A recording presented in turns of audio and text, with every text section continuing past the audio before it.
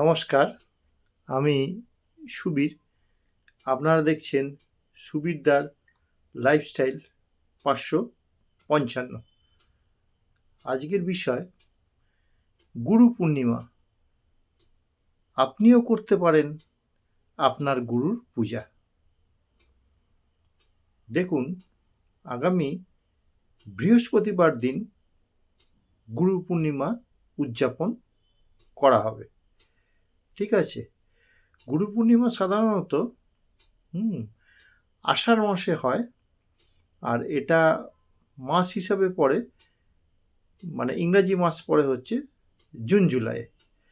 তা এবারে গুরু পূর্ণিমা পড়ছে হচ্ছে বুধবার দিন হচ্ছে রাত্রিবেলা। বুধবার রাত্রিবেলা গুরু পূর্ণিমা পড়ছে, মানে 24শে আষাঢ় বুধবার রাত্রির 1:21 পূর্ণিমা পড়ছে, আর থাকবে হচ্ছে 25শে আষাঢ় বৃহস্পতিবার, ঠিক আছে, রাত্রির 2:04 পর্যন্ত। এটা পালন করা হবে বৃহস্পতিবার, ঠিক আছে, এটা পালন করা হবে বৃহস্পতিবার। এবার মানে পূর্ণিমা বিশাল সময় থাকছে। হ্যাঁ, যে যে যেমন দেবতার ভক্ত সেই দেবতার পুজো করতে পারেন। আবার যে গুরুর আপনারা শিষ্য সেই গুরুকে ওই দিন স্মরণ করুন এবং গুরুকে প্রসাদ নিবেদন করুন। এইভাবে গুরু পূর্ণিমার দিনটি পালন করা যায় আপনার গুরুকেও স্মরণ করে।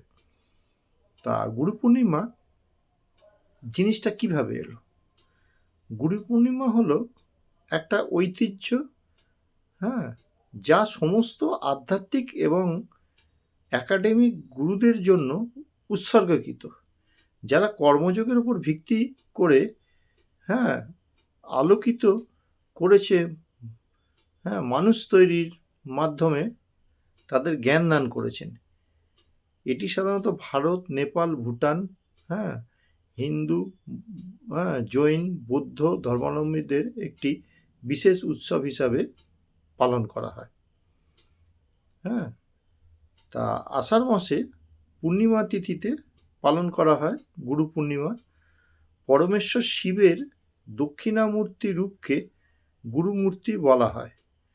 সপ্তর্ষি ও ব্রহ্মা, বিষ্ণু সহ সমস্ত দেবতারা এই মাসের পূর্ণিমা তিথিতে মহাদেবের কাছে পরম জ্ঞান লাভ করেন। শিবকে আদি গুরুও মানা হয়, তাই এটি গুরু পূর্ণিমা বলেই বিখ্যাত। আবার ব্যাস পূর্ণিমা নামেও পরিচিত, কারণ এটি ঋষি বেদব্যাসের জন্মদিন চিহ্নিত করে, যিনি মহাভারত রচনা করেছিলেন এবং বেদ সংকলন করেছিলেন। ঠিক আছে, শাস্ত্রমতে পরমেশ্বর শিবের দক্ষিণামূর্তি রূপকে গুরুমূর্তি বলা হয়। তা এইভাবে গুরু পূর্ণিমার চল রয়েছে। এবার গুরু পূর্ণিমা পালন রীতি। গুরু পূর্ণিমার নিয়ম সেভাবে আলাদা করে কোনো নিয়ম নেই, তবে ভগবানকে নানা নিরামিষ ভোগ, যেমন লুচি, সুজি, খিচুড়ি, তরকারি, ভাজা, পায়েস, ক্ষীর, নানা রকম মিষ্টি ইত্যাদি দিতে পারেন। আর দই, গঙ্গাজল, মধু, শুকনো ফল ইত্যাদি সহযোগে চরণামৃত তৈরি করে অর্পণ করা যেতে পারে। পূর্ণিমা চলাকালীন নিরামিষ খাবার খেয়ে শুদ্ধ থাকা উচিত। অনেকে আবার এদিন বাড়িতে সত্যনারায়ণের সিন্নিও দেন। যে কোনো শুভ কাজের জন্য এই দিনটি অত্যন্ত শুভ। ঈশ্বরকেও যেমন স্মরণ করা যায়, গুরুদেবদেরকেও এই দিনে যে যার গুরুকে এইরমভাবে ফল মূল, তারপরে খাবার, এইগুলো প্রসাদ মানে উৎসর্গ করুন। দেখবেন মন অনেক ভালো থাকবে, মনে জোর আসে।